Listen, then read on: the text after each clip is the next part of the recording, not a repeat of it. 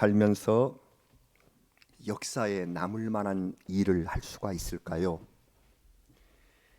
일생을 두고 연구 노력한 결과가 공동체에 유익을 끼치고 인정을 받게 되면 역사를 빛낸 사람이라는 찬사를 받게 될 것입니다.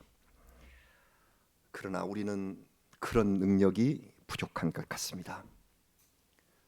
그렇다면 할 수 있는 것이 사회를 이루는 한 구성원으로 살고 있기 때문에 역사에 폐를 끼치지 않는 존재가 되어야 하겠습니다. 부끄럽지 않은 존재가 되어야 할 것입니다. 역사를 빛내지는 못한다고 할지라도 자칫 역사의 죄인이 되어서 후대의 비난을 받게 될 위험도 우리 앞에 있습니다. 내가 무슨 그런 정도의 사람이냐 하고 말하지 마십시오. 역사의식이 없으면 나도 모르는 사이에 역사를 어지럽히는 자리에 서 있게 될 수 있습니다. 그렇다면 역사란 무엇입니까? 가장 간단하게 정의하면 현재와 과거의 끊임없는 대화라, 이런 정의가 있어요. 현재와 과거의 대화. 저명한 영국의 역사학자 에드워드 카가 그의 저서인 What is History, 그대로 역사란 무엇인가입니다. 여기에서 말한 것입니다. 대화라고 하니 문학적이고 철학적이라는 생각이 듭니다. 그래서 이 에드워드 카는 설명하기를 역사란 사실을 바탕으로 해서 현재 우리가 어떤 문제의식을 지니고 있으며 그에 따른 가치관을 소유하고 있는가, 이것이 중요하다고 역설을 합니다. 왜냐하면 이것이 미래에 대한 전망과 연결되기 때문입니다. 한마디로 말하면 역사의식이 우리의 미래를 좌우한다는 것입니다. 그러므로 우리는 역사를 보는 눈과 안목과 정신이 있어야 하는 것입니다. 세계의 역사는 갈등과 충돌로 점철되어 왔습니다. 그 갈등을 일으킨 복잡한 원인들이 있겠지만 사람들은 별 문제의식 없이 승리자의 입장에 서서 그냥 역사를 그렇게 이해하고 배워왔습니다. 그렇기 때문에 불의한 역사가 다시 반복될 위험이 얼마든지 있습니다. 역사를 바로 알고 깨닫기 위해서 거꾸로 읽는 세계사도 출간이 되고 벌거벗은 세계사라, 이런 이름의 강좌가 방영되고 있는 것입니다. 역사를 바로 알자. 역사의 진실을 밝혀서 역사 의식을 높이는 것이 우리의 미래에 평화를 가져올 방편임을 알라. 이런 데서 생겨난 일들이 이것입니다. 예컨대 앞으로 세계사에 기록될 전쟁이 지금 우크라이나에서 벌어지고 있습니다. 우리는 그저 우크라이나 국민이 불쌍하고 전쟁을 일으킨 러시아 그리고 푸틴이 나쁘다, 이렇게만 생각을 하며 저 먼 나라의 소란이 어서 멈추기를 기도하는 정도, 이런 정도로 생각하고 있습니다. 그러나 지혜로운 하나님의 자녀들은 역사의식을 지니고 우리의 경험과 처지에 비추어서 그들도 하나님의 자녀이며 내 형제, 이런 같은 인식으로 진지한 의식과 기도를 함께 나누어야 옳습니다. 역사 지리적으로 러시아와 우크라이나는 한 뿔입니다. 전혀 남들이 아니에요. 지금 전쟁하고 있는 이들이 자기의 이익을 위하여 전쟁을 일으키고 그래서 피 흘리는 싸움이 일어나게 된 것입니다. 얼마나 참담한 일입니까? 13세기까지 그들은 키예프 공국이었습니다. 한 나라였어요. 우크라이나의 수도가 키예프입니다. 그런데 이게 이제 러시아 발음이므로 지금은 우크라이나 발음인 키이우로 하자, 그렇게 되어 있죠. 그런 거로 키이우 공국에서 13세기까지 같이 살았던 사람들이에요. 그 공국이 공국이라는 말은 이제 더치, 도시 국가들의 연합체입니다. 그런 거로 황제가 다스리는 나라보다도 좀 더 낮은 집합체, 그래서 공국이라고 했어요. 이 공국이 몽골의 침략으로 인하여 무너집니다. 그 중에 다수가 동북부인 러시아, 지금 모스크바 쪽으로 올라갔죠. 그래서 모스크바를 중심으로 새 나라를 건설하고 러시아 제국을 일으키게 됩니다. 그래서 거기 간 사람들은 러시아, 거기 남아있는 사람들은 우크라이나. 중심이 이동을 했지만 유럽으로 향하는 전략적 요충지가 바로 우크라이나 땅입니다. 옛 소련, 소비에트 연방을 같이 이뤘을 때는 별 문제가 없었어요. 거리 지나다니고 뭐 한 나라처럼 살았으니까. 그러나 각기 독립한 나라가 되자 서로 이해관계가 대립된 것입니다. 더구나 우크라이나 땅은 비옥하다고 해요. 흙도 검다고 하고요. 그 아래 바다 이름이 흑해죠. 블랙시. 그래서 농산물이 풍부하고 흑해로 진출하는 좋은 항구 도시들이 우크라이나에 있습니다. 그뿐 아닙니다. 러시아가 에너지를 수출하는 그 천연가스관, 송유관이 우크라이나 이 땅을 통과합니다. 그래서 러시아는 동유럽의 화약고라고 불리는 크림반도를 병합하는 일에 혈안이 됐고, 이것을 견제하던 우크라이나는 나토 가입을 추진하는 등 친서방 정책을 표명하죠. 이것이 지난 2월 24일에 러시아가 전쟁을 일으킨 이유입니다. 그러나 이 침략 전쟁은 하나님의 뜻을 정면으로 거스리는 역사의 죄악입니다. 뿌리가 같은 사람들을 향해서 자신의 이익을 위하여 총을 들이댄 것입니다. 우리는 기도합니다. 이 사실을 알고 하나님께서 확전을 막아주시며 미래의 평화의 역사를 쓰게 되도록 지금이 반성과 회개의 기회가 되어야 한다는 것입니다. 이걸 우리나라에 생각해 봅니다. 우리도 같은 민족으로서 70년 이상을 서로 대치하며 지금도 전쟁과 방불한 상황을 연출하는 그런 역사를 지녔습니다.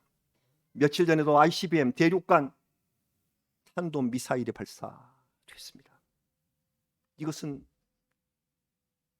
유엔 헌장의 위반입니다. 전쟁의 일이나 다름없습니다.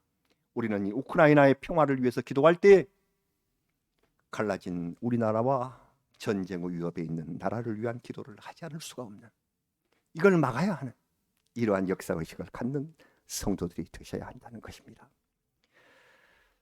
우리 빈누리 성도들은 사흘 전부터 누가복음을 읽기 시작했습니다.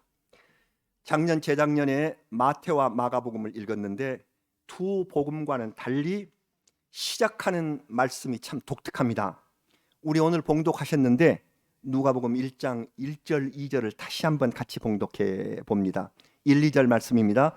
우리 중에 이루어진 사실에 대하여 처음부터 목격자와 말씀에 일꾼된 자들이 전하여 준 그대로 내력을 저술하려고 붓을 든 사람이 많은지라. 이것이 누가복음 성격입니다. 누가복음을 기록한 관점과 성격이 밝혀지고 있습니다. 우리 중에 이루어진 사실, 역사를 말합니다. 그래서 제가 오늘 말씀에 역사부터 시작한 거예요. 우리 중에 이루어진 이 역사, 이 복음서는 메시아이신 예수님을 역사적으로 기술하겠다 하는 의도를 내세우고 있는 것입니다. 따라서 누가복음은 역사적 배경과 상황이 잘 정리된 복음서입니다. 특히 예수님께서 태어나시던 때부터 역사의 상황, 다른 복음서에는 없는 역사의 근거를 설명합니다. 로마 황제 아우구스투스의 명을 받은 시리아 총독인 퀴리니우스가 조세와 인구 조사를 목적으로 호적 등록을 시작을 했다. 역사적 사실입니다. 그래서 다윗의 후손인 요셉이 약혼녀 마리아와 함께 본적지로 가요. 이 본적지가 어디냐면 베들레헴, 다윗의 고향인 거기에 왔던 때에 아기 예수를 탄생시켰다 하는 역사적 사실이 명확히 기록되어 있습니다. 주의 길을 예비하는 사명을 지닌 사람이 세례요한인데 그 세례요한의 출생 배경과 더불어서 그가 사역을 시작할 때의 역사적 연대도 확실하게 기록이 되어 있습니다. 디벨리우스 로마 황제, 그리고 본디오 빌라도 유대 총독, 그리고 헤롯과 그의 동생들이 각각 분봉왕이라는 영주로 있었던 그때가 배경이다. 확실히 밝혀져 있습니다. 하나님의 일은 그냥 만든 이야기가 아니라 역사적 사실 위에 존재하고 있으며 그것을 알게 해주는 것이 복음서를 쓰는 사람의 의무라, 이렇게 밝히고 있는 것입니다. 이 복음서를 쓴 누가는 시리아의 안디옥 출신이며 헬라인입니다. 곧 유대인이 아닙니다. 이방인인 것입니다. 우리처럼 유대인이 아닌 이방인이에요. 하나님께서는 유대인이 아닌 이방인에게도 예수 그리스도를 역사적으로 기록할 기회를 주셔서 복음서의 하나로 성경에 남게 하여서 영원한 생명의 말씀이 되게 하셨습니다. 아까 우리가 읽어보니 예수님의 행적을 기록하려고 붓을 든 사람들이 많았다 이렇게 말합니다. 그래서 지금 남아있는 복음서는 한 개가 아니라 네 개입니다. 잘 아시는 대로 맨 먼저 기록된 복음서를 우리는 마가복음으로 봅니다. 이 마가복음은 베드로가 구술을 하고요, 그리고 예루살렘 다락방 주인의 아들이 마가죠. 그의 서기인 마가가 베드로가 불러주는 구술한 말씀을 받아서 썼습니다. 아마 이 복음서는 이 정통 유대인들이 써서 당시 세계의 중심지인 로마 사람들을 향하여 예수님의 능력을 들려주기 위한 복음서로 기록한 것으로 보입니다. 마가복음은 예수님 탄생 기사가 없습니다. 시급하게 예수님을 메시아로 받아들이라 하는 믿음을 강조했습니다. 이 복음서가 하나 있고, 그 다음으로 쓰여졌다고 보는 마태복음은 예수님의 직접 제자인 마태가 유대인을 위한 복음서로 기록을 했습니다. 구약의 예언이 성취되어 가고 있는 모습에 포인트를 맞춘 것이 마태복음. 그래서 마태복음은 유대인을 위한 복음이다 그렇게 말합니다. 이에 비교하여 누가복음은 예수님의 직접 제자도 아니었던 이방인이 썼어요.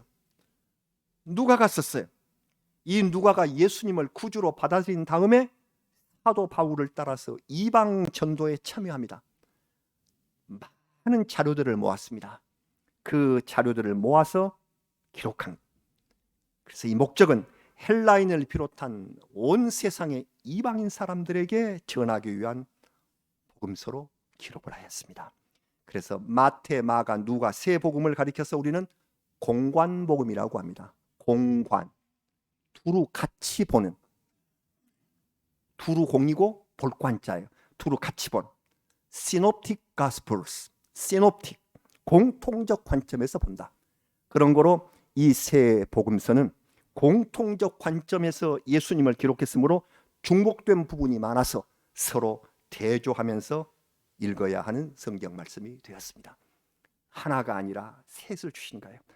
그리고 이어서 요한복음은 시간이 지난 뒤에 예수님의 제자 요한이 영생을 위한 영적 복음서로 완성한 복음서입니다.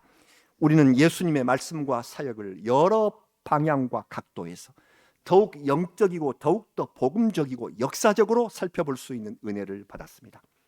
하나님께서는 참 귀중한 보배 4개를, 네 복음을 인류의 품에 안겨주신 것입니다. 그래서 우리는 행복하게 예수 그리스도의 복음 말씀을 이렇게 사복음서로 읽어볼 수가 있는 것이죠. 누가는 무엇을 하던 사람이었습니까? 우리가 익히 알고 있는 바와 같이 그분은 의사였습니다. 사도 바울이 로마 옥중에서 쓴 서신에 누가는 바울의 곁에 있었고 그의 신분도 밝혀집니다. 골로새서 4장 14절, 바울의 편지인 골로새서 4장 14절에 이렇게 쓰여져 있습니다. 같이 읽으실까요? 사랑을 받는 의사 누가와 또 데마가 너희에게 문안하느니라. 지금 내 곁에 누가가 있고 데마가 있는데 누가는 사랑을 받는 의사였다. 특히 몸이 약한 바울 사도에게 반드시 곁에 있어야 할 주치의 역할을 담당한 사람이 누가였습니다. 의사 누가는 바울 일행이 2차 전도 여행을 할 때 드로아에서 합류한 것으로 보입니다. 신학자들이 그렇게 해석을 합니다. 왜 그런가?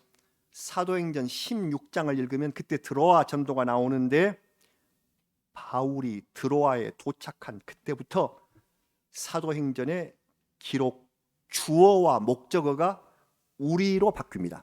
이전에는 우리가 아니었는데 이제 주어가 우리들이에요. 우리. 왜 그러느냐? 사도행전도 누가의 저술입니다. 이때부터 자기가 합류를 했다. 그래서 함께 우리가 되었다. 그래서 우리 부분이라고 합니다. 자기를 드러내지 않으면서 일행에 자기가 포함되었음을 알리는 표현법입니다. 이렇게 의사 누가는 철저하고 그리고 이성적입니다.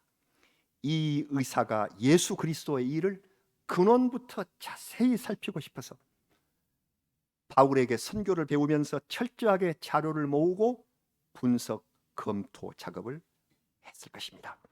그래서 그분은 예수님이 세상에 오신 것을 역사적으로 기록하려고 세례 요한의 부모인 사가랴와 엘리사벳 그 자료들도 다 찾아서 모았어요.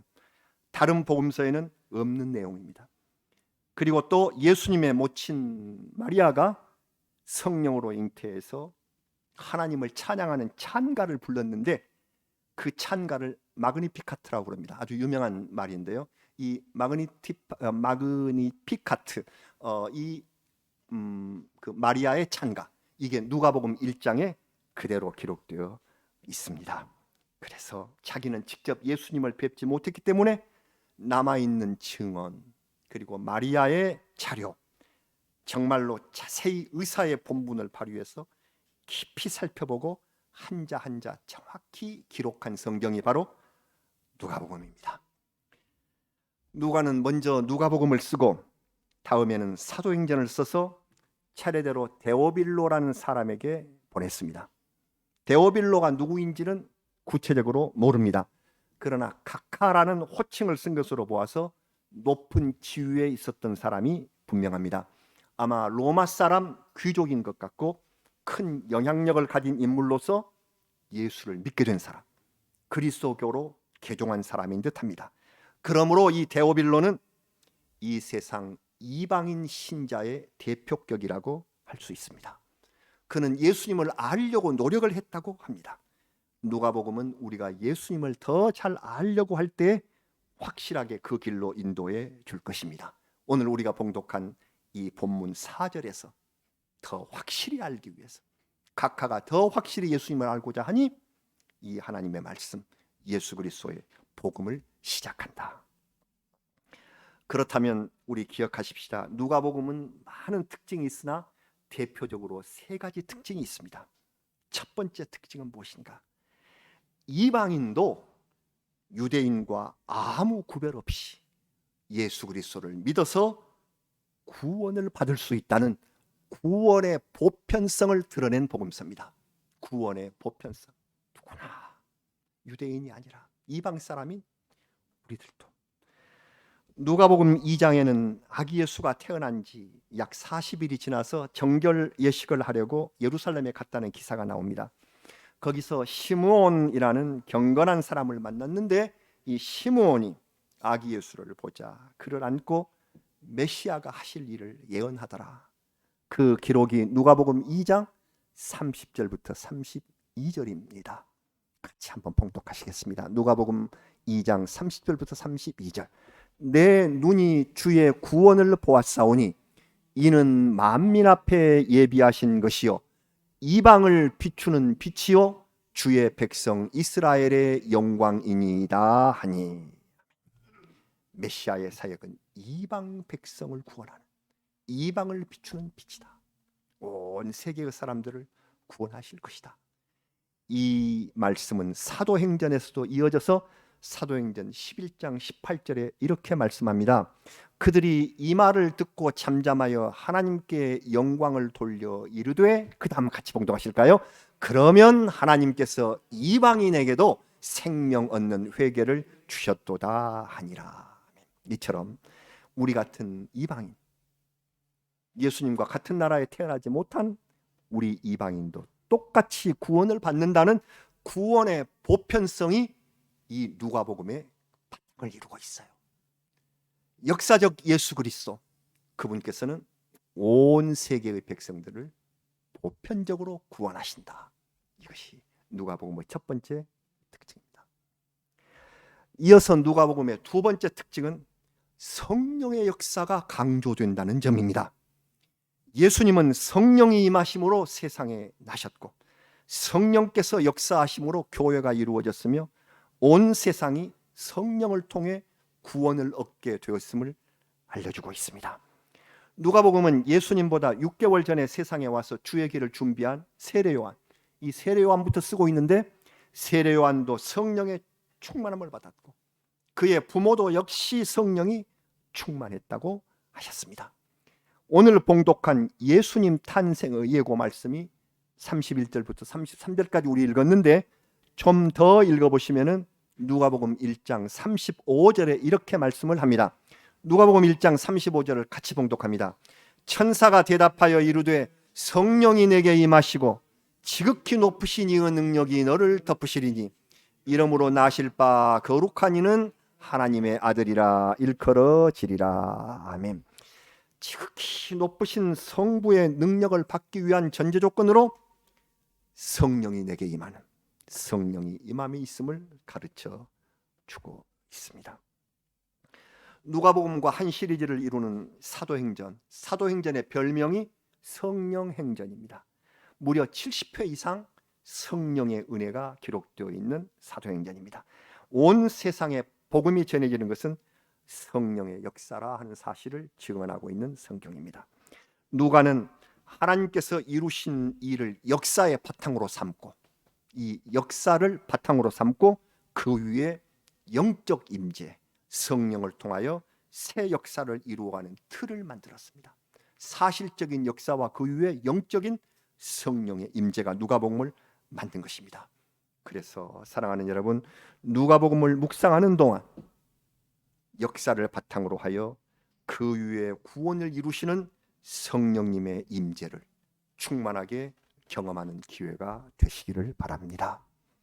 세 번째, 마지막으로 말씀드릴 누가복음의 특징은 예수님의 사랑과 자비가 감동적인 이야기로 나타난다는 사실입니다. 다른 복음서에는 찾을 수 없는 누가복음에만 있는 사랑의 이야기, 대표적으로 10장의 선한 사마리아 사람의 이야기, 15장의 집 나간 아들, 우리가 탕자의 비유라고 말하는 집 나간 아들이 다시 아버지에게로 돌아오는 그 감동의 이야기, 16장의 거지와 부자가 천국에서 서로 바꾸지게 된 그런 이야기, 18장의 바리새인과 세리가 서로 기도가 대조되는 그런 비유의 말씀, 그 이야기들은 가슴을 먹먹게 하는 감동으로 넘칩니다. 이 모든 것의 기반은 예수께서 사회적 약자인 여성과 가난한 사람과 죄인들과 그리고 이방인들에게 더 큰 사랑과 관심을 주셨다는 것을 우리에게 알려줍니다.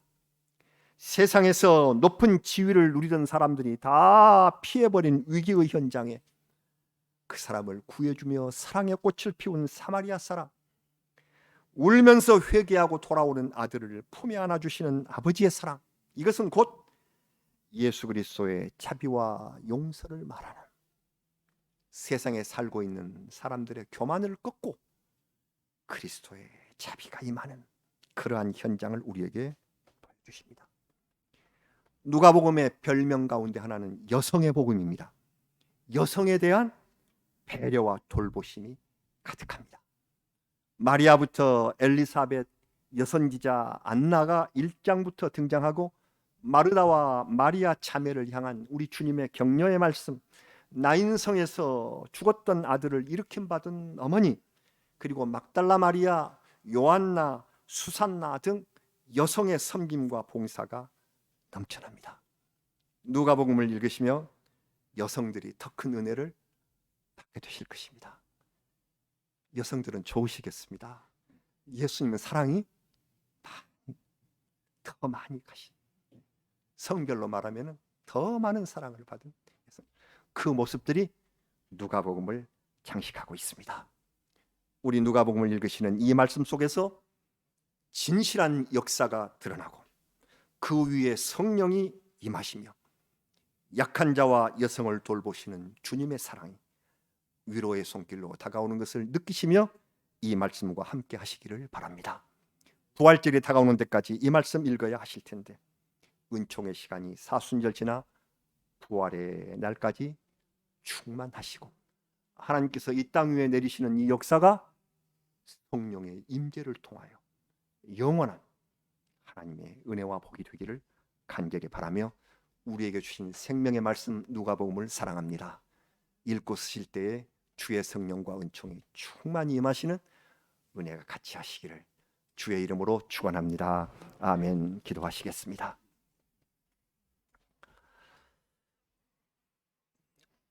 우리 같은 보잘것없는 이방인에게도 구원을 약속해 주신 아버지 하나님 감사합니다.